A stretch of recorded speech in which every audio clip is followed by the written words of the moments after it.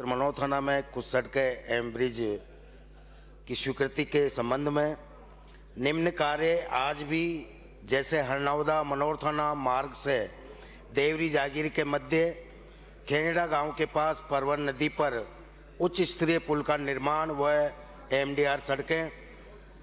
इसमें पहला है SS37A नियर कानवा गांव चैनेज 46/500 से मैसपुरा होड़ा की माताजी से सड़क MP बॉर्डर तक वाया सेमली हाट खानपुरिया माधोपुरिया बोरखंडी ताजपुरिया भोजपुर टोडरी जगन्नाथ मनोर थाना बुधवाड़ा रीछड़ी हथाईखेड़ा MDR 176 समरोल बुलनखेड़ी बिस्लाई गुराड़ी SS37A मैसपुरा।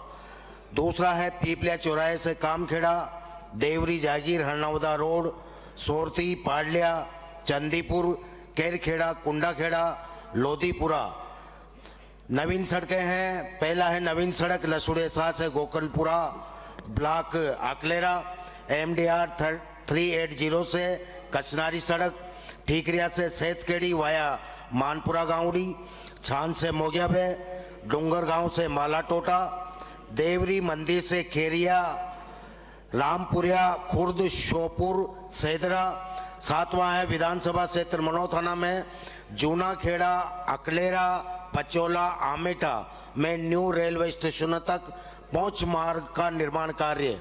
अतः विशेष उल्लेख की मार्फत सरकार से मांग करता हूं कि मेरे विधानसभा क्षेत्र मनोर थाना में उक्त सड़कों व MDR का निर्माण कार्य अति शीघ्र करवाने का कष्ट करें। धन्यवाद। श्री घनश्याम। माननीय अध्यक्ष महोदय, आपने प्रक्रिया नियम 295 के विशेष उल्लेख प्रस्ताव के लिए बोलने का स्टैंड के रूप में काम नहीं लें। आईपैड को बाकी आप पढ़ें आराम से।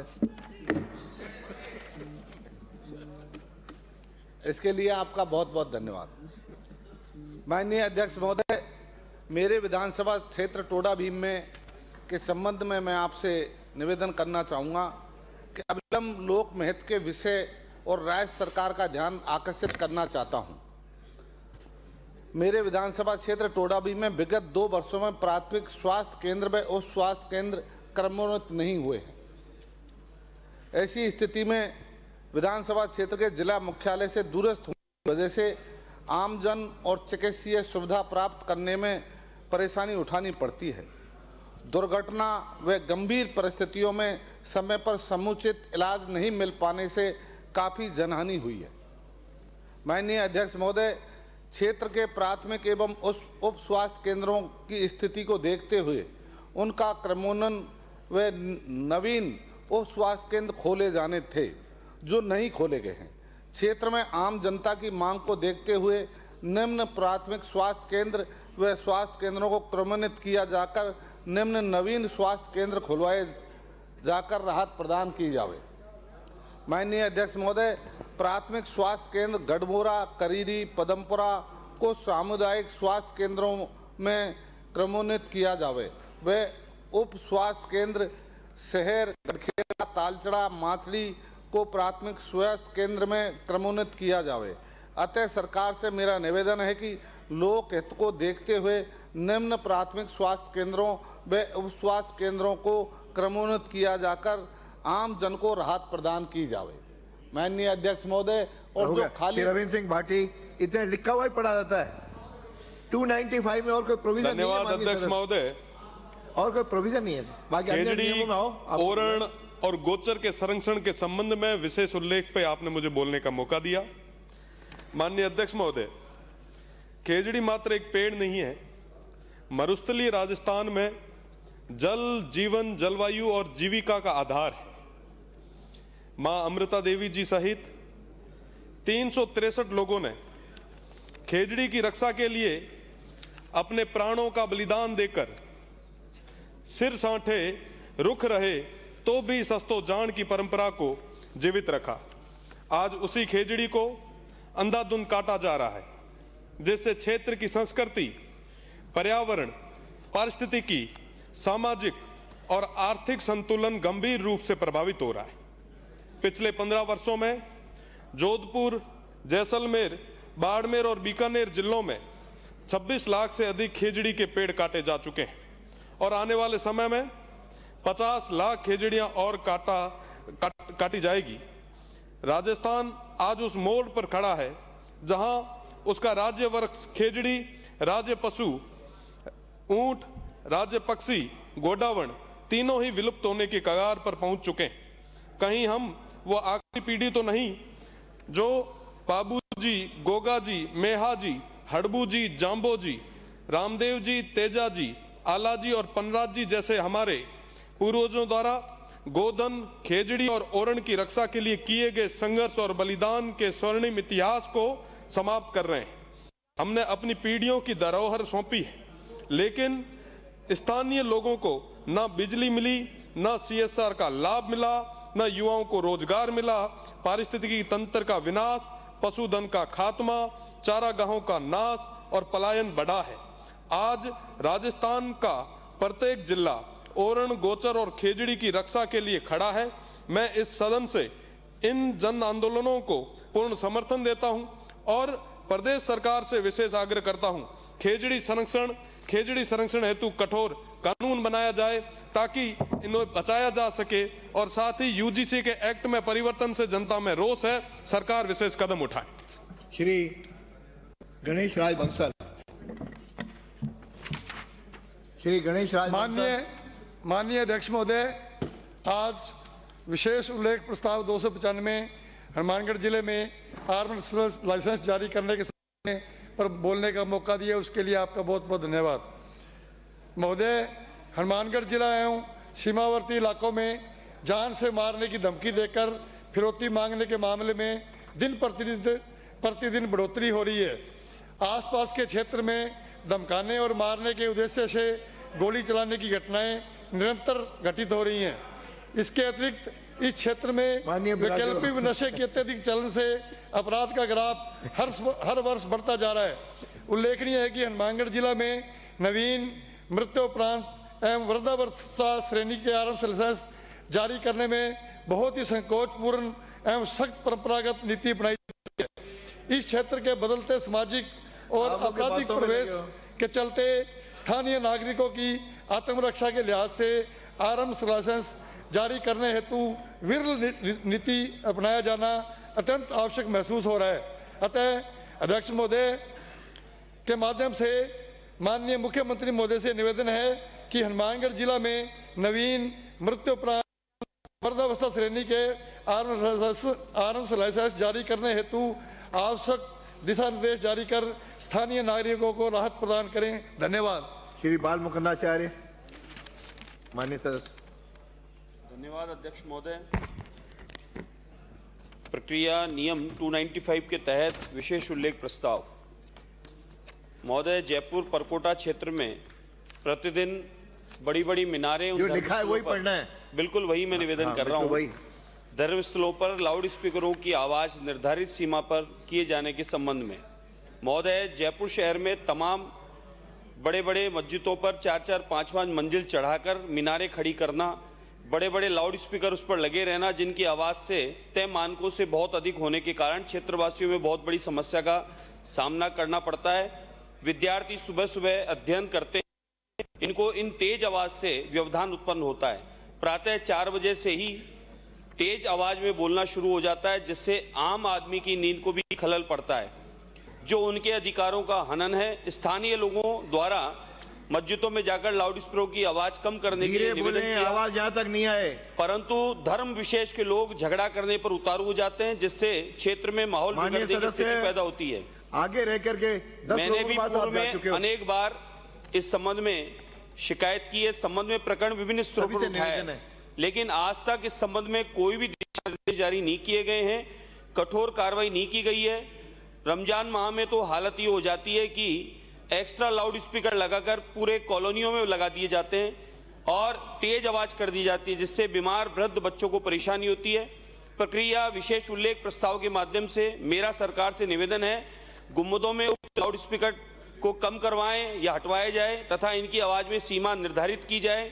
ध्वनि प्रदूषण से जनता को बचाया जाए, जिससे सांप्रदायिक सौहार्द बना रहे और साथ ही विद्यार्थियों की पढ़ाई, बड़े बूढ़ों का जो स्वास्थ्य संबंधी समस्याएं रहती है। बाधित नहीं हो, इतना ही निवेदन करता हूं। चेतन धन्यवाद। पटेल कोलाना की चेतन पटेल। धन्यवाद अध्यक्ष महोदय। मैं राजस्थान विधानसभा की प्रक्रिया तथा कार्य संचालन संबंधी नियम 295 के तहत सदन का ध्यान आकर्षित कर निवेदन करना चाहता हूं कि पीपलदा विधानसभा क्षेत्र पूर्ण रूपेण किसानी पर निर्भर है। इस क्षेत्र में वर्ष 2024 खरीफ की फसल से अधिक वर्ष 2025 की खरीफ की फसल का खराबा हुआ है, जबकि वर्ष 2024 में भी सरकार द्वारा जो फसल खराबे का किसानों को मुआवजा प्रदान किया गया, उसमें भी अनेक किसान मुआवजे से वंचित रह गए। यहाँ के किसानों ने वर्ष 2025 में अतिवृष्टि से हुए नुकसान पर सरकार से राहत की मांग हेतु पीपलदा विधानसभा क्षेत्र के इटावा कस्बे में नवंबर 2025 में आंदोलन किया था, जिसमें संपूर्ण बाजार किसानों के समर्थन में व्यापारियों द्वारा बंद रखे गए। किसानों द्वारा मशाल जुलूस निकालकर प्रदर्शन किया, वह सुनवाई नहीं होने पर मजबूरन किसानों को भूख हड़ताल पर जाना पड़ा, जिसमें कार्रवाई हेतु माननीय कृषि मंत्री जी राजस्थान सरकार द्वारा भिजवाए गए विभाग के अधिकारियों ने 2 माह में पीपलदा विधानसभा क्षेत्र के संपूर्ण किसानों को सरकार द्वारा राहत प्रदान करने हेतु आश्वासन देकर किसानों की भूख हड़ताल तोड़वाई। इस भूख हड़ताल में मैं भी बतौर पीपलदा विधायक 3 दिन बिना पानी एवं अन्न ग्रहण के रहा। आज कृषि मंत्री जी के आश्वासन के 3 माह व्यतीत हो जाने के बाद भी किसानों को नष्ट फसल का मुआवजा नहीं मिला है। सरकार की इस माफी के प्रति किसानों में आक्रोश है एवं किसान दोबारा आंदोलनरत होने को मजबूर है। माननीय अध्यक्ष जी, मैं आपके माध्यम से सरकार को अवगत करवाना चाहूँगा कि दिनांक 28 जनवरी 2026 को किसानों द्वारा इसी संबंध में किसान महासभा आयोजित की जा चुकी है, जिसमें सरकार द्वारा तय 2 महीने में पीपलदा विधानसभा में अतिवृष्टि से हुए नुकसान से राहत के वादा खिलाफी पर किसानों ने सरकार के खिलाफ रणनीति तय कर ली है। अतः सरकार पीपलदा विधानसभा क्षेत्र के पीड़ित किसानों का भरोसा बनाए रखते हुए अपने वादे की पालना कर पीपलदा विधानसभा क्षेत्र के किसानों को वर्ष जो लिखा हुआ है वही, उसके अलावा एक शब्द भी अंकित नहीं होगा। 2025 में अतिवृष्टि से नष्ट संपूर्ण फसल का मुआवजा, फसल बीमा एवं क्षतिग्रस्त मकानों का मुआवजा तुरंत प्रभाव से दिलवाने की कार्रवाई करें। धन्यवाद अध्यक्ष। श्री केसाराम। माननीय अध्यक्ष महोदय, विशेष उल्लेख प्रस्ताव के तहत मैं अपने विचार रख रहा हूँ। माननीय, आज मैं सदन में एक गंभीर विषय पर समस्त सदस्यों की पीड़ा को रख रहा हूँ। भारतीय संस्कृति के अनुसार विवाह एक पवित्र संबंध माना जाता है। विवाह में दोनों पक्षों के माता पिता की सहमति से किया गया विवाह को समाज मान्यता देता है, लेकिन वर्तमान में बिना माता पिता की अनुमति से लड़कियां लड़के अपनी मनमर्जी से कर रहे हैं, जिससे समाज में एक विरोधाभास पैदा हो रहा है। कोई लड़की घर से भाग जाती है तो माँ बाप पर पहाड़ टूट पड़ता है, उसकी आंखों के सामने अंधेरा छा जाता है, समाज में उनकी दशा दयनीय हो जाती है। मजबूरी में माँ बाप को इस दुनिया से अलविदा कहना पड़ता है, मानसिक स्थिति से पीड़ित हो जाता है, पुलिस व कोर्ट के चक्कर काटकर पागल हो जाता है। पुलिस भी इस विषय पर परेशान हो जाती है। विगत 3 वर्षों में केवल राजस्थान में गुमशुदगी MPR के मुकदमे 67,019 व मुकदमों के 5,169 प्रकरण थानों में दर्ज हुए हैं। मैं अपने ज़िले की बात आपको बताना चाहता हूं कि विगत 3 वर्षों में पाली जिले में इस विषय के मुकदमे 105 व गुमशुदगी के 2,694 प्रकरण दर्ज हुए हैं। पुलिस मेहनत करके जैसे तैसे ही महिलाओं को वापस अपने माँ बाप के सामने लाती है और उस समय लड़की कहती है मैं इनको नहीं पहचानती हूँ। उस समय माँ बाप के पैरों के नीचे से ज़मीन खिसक जाती है। यही निवेदन करते हुए धन्यवाद। पर्ची श्री उदयलाल बडाना। धन्यवाद अध्यक्ष महोदय, आपने पर्ची के माध्यम से मुझे बोलने का मौका दिया, उसके लिए आपका बहुत बहुत आभार, धन्यवाद। मैं आपका ध्यान मेरे विधानसभा क्षेत्र मंडल के ओर आकर्षित करना चाहता हूं। मेरे क्षेत्र में अवैध शराब की दुकानें ऐसी हैं जो एक लाइसेंस पर 10-10 ब्रांचें खोल करके चलाई जा रही है और उससे क्षेत्र का माहौल खराब होता है। मैं आपके माध्यम से एक मांग करता हूं, जिसका एक लाइसेंस है वो एक ही दुकान चलाएं और अवैध जो ब्रांचें खोल रखी उन ब्रांचों को बंद करने का काम करें और जो उनका समय और तिथि तय है उसी आधार पर उसको सुबह जैसे 8 बजे तक का जो सरकार का जो निर्धारित समय है उस समय सीमा में ही चला जाए। बहुत सारी दुकानें ऐसी हैं जो आबकारी विभाग के अधिकारी व पुलिस विभाग के अधिकारियों प्रशासन से मिलकर के रात को 10-10, 12-12 बजे तक जो दुकानें संचालित होती है और जिससे क्या क्षेत्र का माहौल खराब होता है, लड़ाई झगड़े गुंडागर्दी होती है। मैं आपके माध्यम से निवेदन करना चाहता हूं, जैसे 15 अगस्त, 26 जनवरी और गांधी जयंती और शहीद दिवस के ऊपर पर जो छुट्टी रहती है, उसी तर्ज पर अगर हिंदू समाज के जो सनातन धर्म के जो बार और त्यौहार आते हैं उनके ऊपर भी ये शराब की दुकानें बंद होनी चाहिए। सरकार एक नियम बनाकर हिंदू समाज के जो त्यौहार है उनके ऊपर बंद करने का व्यवस्था कराएं और जो अवैध दुकानें हैं वो समय के बाद भी चलती है उनको पाबंद करने का या कानूनी कार्रवाई करने का आप आदेश फरमाएं। और इसी के साथ में एक मैं निवेदन करता हूं, मेरी विधानसभा क्षेत्र में बहुत सारी ऐसी दुकानें हैं जो मांस की दुकानें हैं, जो अवैध दुकानें खोल रखी है, उसको भी आपके माध्यम से मैं निवेदन करता हूं सरकार से कि जो शासन और प्रशासन, पुलिस प्रशासन से और संपर्क करके उन सब दुकानों को बंद करें, क्योंकि आने वाले समय में अभी धन्यवाद। 2 मिनट। डॉक्टर शिखा मील मराला। आपको तो तकलीफ होनी यार भाई साहब, आप क्यों इतना टेंशन ले रहे हो? आपको विराजे। माननीय अध्यक्ष महोदय, आपने मुझे पर्ची व्यवस्था के अंतर्गत चौमू में पर बोलने का अवसर दिया, उसके लिए आभार। राजधानी की नाक के नीचे मेरा विधानसभा क्षेत्र चौमू, वहां पर जो विकराल जल संकट है उससे सरकार बिल्कुल भी अनभिज्ञ नहीं है। जिस तरह हमारे यहाँ पानी का अभाव है, उसी तरीके से इस मौजूदा सरकार में जन भावना और जन धर्म के प्रति जो समर्पण भाव है उसका अभाव है। और फिलहाल हमारी स्थितियां ये हैं कि शहरी क्षेत्र में हमें ज़रूरत का सिर्फ 1/3 पानी की आपूर्ति हो रही है और घोषणाओं की तरह अमृत 2 योजना कहीं भी धरातल पर नजर नहीं आती। जल जीवन मिशन की ग्रामीण क्षेत्रों में बात करें तो उसकी गति इतनी धीमी है कि जो हमारा कहानी वाला जो कछुआ था उसको भी खुद पर वहम होने लग जाए। फिलहाल स्थितियां ये हैं कि ये जो डबल इंजन की सरकार है, इसमें पिछले 2 साल में 26 गांवों और 26 पंचायतों में अभी तक वर्क ऑर्डर्स नहीं हुए हैं। लोग टैंकरों के भरोसे अपना जीवन यापन कर रहे हैं, जिससे उन पर आर्थिक भार बढ़ रहा है।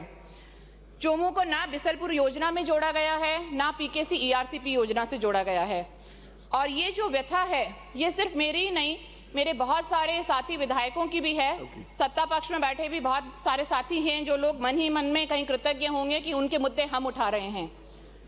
कोई बोलने की अगर जरूरत भी करता है तो धीरे से एक हमारे मुख्यमंत्री महोदय लाल पट्टी चलवा देते हैं कि मंत्रिमंडल में विस्तार जल्द संभव, तो कोई बोल भी नहीं पाता, जो मजबूरी उनकी जायज है।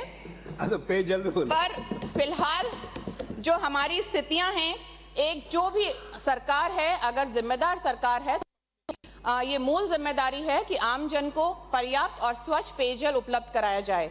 फिलहाल मौजूदा सरकार है वो निगरानी में, जवाबदेही और संवेदनशीलता हर चीज में उसका अभाव है। जल्द ही मेरा आपके माध्यम से मुख्यमंत्री महोदय और सरकार से निवेदन है कि जल्द ही उचित दिशा में इसका समाधान किया जाए और जनता के संयम की परीक्षा ना ली जाए। धन्यवाद। श्री आदुराम मेघवाल।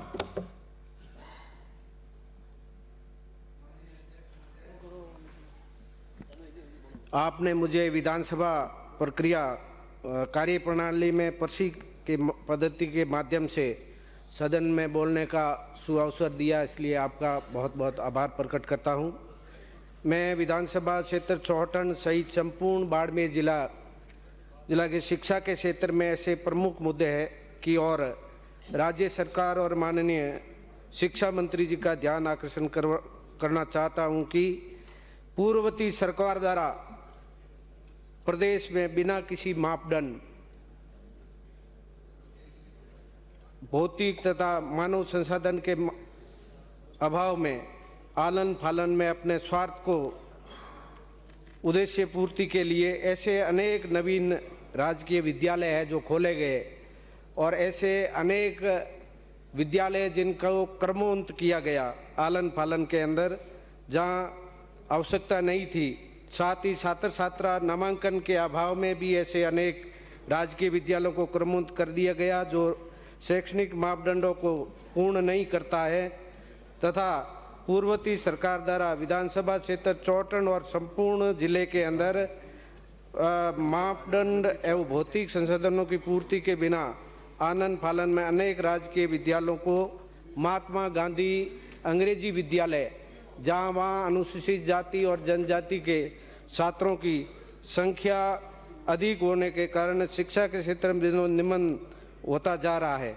इस राजकीय विद्यालयों के अधिकांश माननीय शिक्षा मंत्री जी से निवेदन रहेगा कि प्रदेश में संचालित अंग्रेजी माध्यम विद्यालयों में अलग से कैडर बनाकर भर्ती प्रक्रिया पूर्ण कर योग्य शिक्षकों को नियुक्ति की जाए तथा आपके माध्यम से राज्य सरकार माननीय शिक्षा मंत्री जी से निवेदन है कि विधानसभा क्षेत्र चौटन सहित संपूर्ण प्रदेश में राजकीय विद्यालयों में विभिन्न संवर्गों के रिक्त पदों को अतिशीघ्र भरा जाए। साथ ही प्रदेश में संचालित राजकीय महाविद्यालय गेस्ट फैकल्टी के रूप में कार्यरत कार्मिकों के तर्ज पर इन राजकीय विद्यालयों में भी शैक्षणिक योग्यताधारी अनुभवी और प्रशिक्षित कार्मिकों को नियुक्ति प्रदान की जाए ताकि बेहतरीन तरीके से अध्यापन कार्य संपन्न हो सके। विकसित भारत आपनो अग्रणी राजस्थान की दिशा में प्रदेश की युवा पीढ़ी अपना अतुलनीय योगदान दे सके।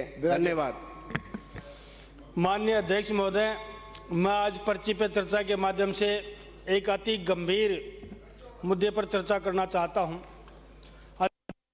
इंदिरा गांधी नहर पर आधारित कुंभाराम लिफ्ट परियोजना के तहत मलसीसर जिला झुंझुनू में निर्मित जलाशय से मेरे विधानसभा क्षेत्र खेतड़ी और झुंझुनू जिले के 383 गांव एवं 6 कस्बों में जल आपूर्ति की जाती है, जिसमें चौधरी कुंभाराम लिफ्ट पर तारानगर में निर्मित जो इंटेक पंप हाउस है उसमें जल आपूर्ति होती है।